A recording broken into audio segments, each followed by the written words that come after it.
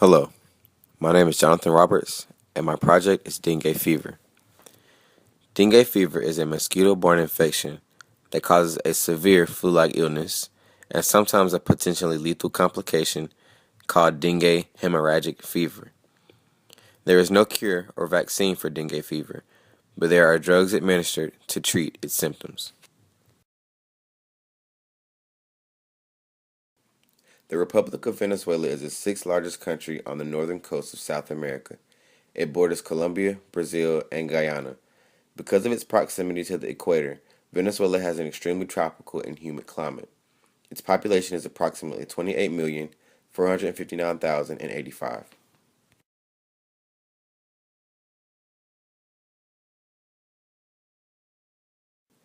Venezuela operates under a federal republic government where services account for 70.9% of the labor force. Its major industries include petroleum, construction, materials, and food processing, and is a source and destination for victims of sex trafficking. Venezuela's healthcare infrastructure is one of the more advanced in Latin America. It's at a high risk for major infectious diseases, such as food or waterborne diseases, bacterial diarrhea and hepatitis A, as well as vector-borne diseases such as dengue fever and malaria.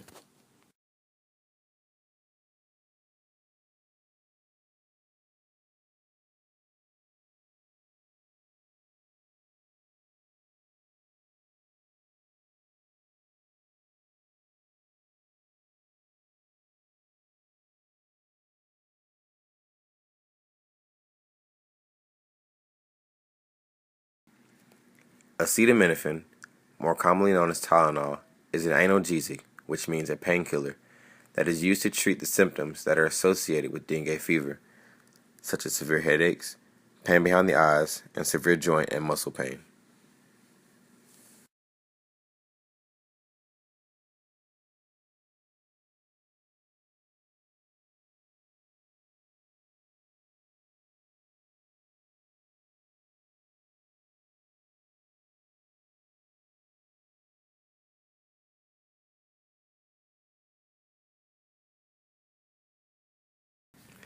Oliguria, or reduced urine output, is a symptom in extreme cases of dengue hemorrhagic fever.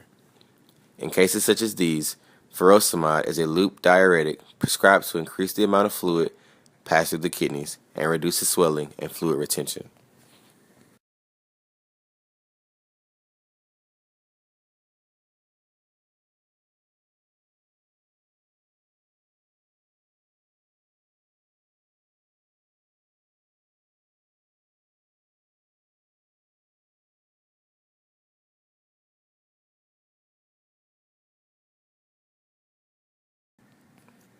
As a precaution, doctors recommend the use of insect repellent with diethylmethylamide or DEET, which is the most common active ingredient in insect repellents and believed to be most effective in protection against mosquitoes.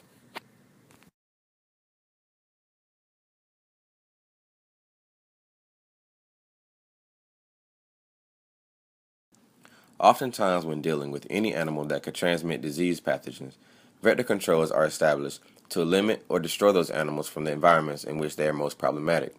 And in this case, we're focusing on mosquitoes.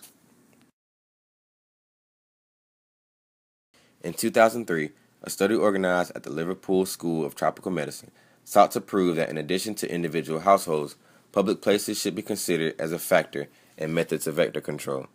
In northern Venezuela, containers filled with various amounts of water were randomly placed on graves in a public cemetery. At the conclusion of the study, the mean number of mosquito pupae found were estimated at 4,185 pupae per 48 hours, showing the importance of public places as sources of dengue vectors in urban areas. This particular study was conducted as part of the Pediatric Dengue Vaccine Initiative at the International Vaccine Institute in Seoul, Korea. Because there is no vaccine for dengue, this initiative's purpose was to advocate for health economic research that is specific to dengue to provide options for controlling and preventing this disease. Here we have a picture of the International Vaccine Institute, which is located in Seoul, South Korea. In addition to the Vaccine Development Department, There are programs in molecular biology, immunology, microbiology, and an animal facility. Dengue is considered a global threat in some cases because of outbreaks reported all over the world.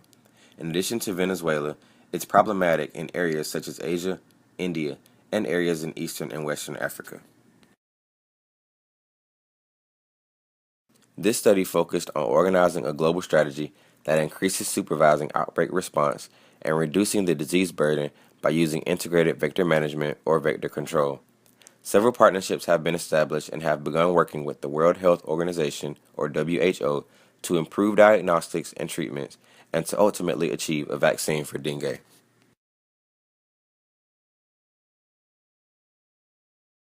Martinez Herrera and Morales Rodriguez, constituents of a public university in Venezuela, study the influence that climate variability has on human health and diseases, both directly and indirectly, and concluded that in warmer temperatures, more cases of dengue were reported than in colder temperatures, finding that between 2001 and 2008, 7,523 cases of dengue were reported at one hospital alone, proving that climate variability is a very important element in the dengue epidemiology in Venezuela.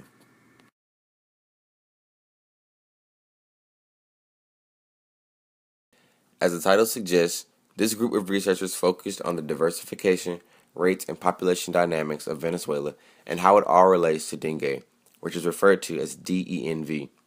Dengue is comprised of 4 different serotypes, one of which has experienced a dramatic reemergence in Latin America, noted as DENV3.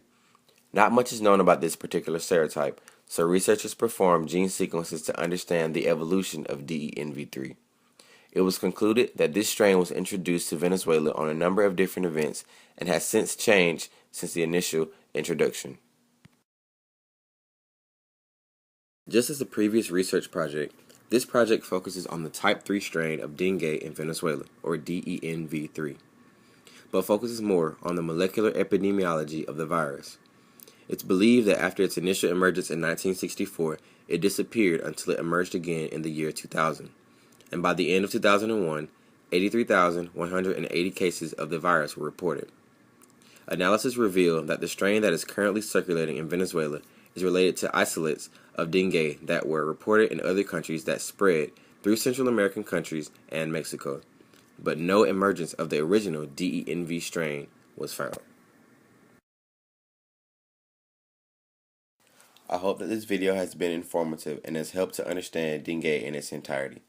If you ever take a trip to Venezuela, be sure to look out for mosquitoes. Thank you for watching.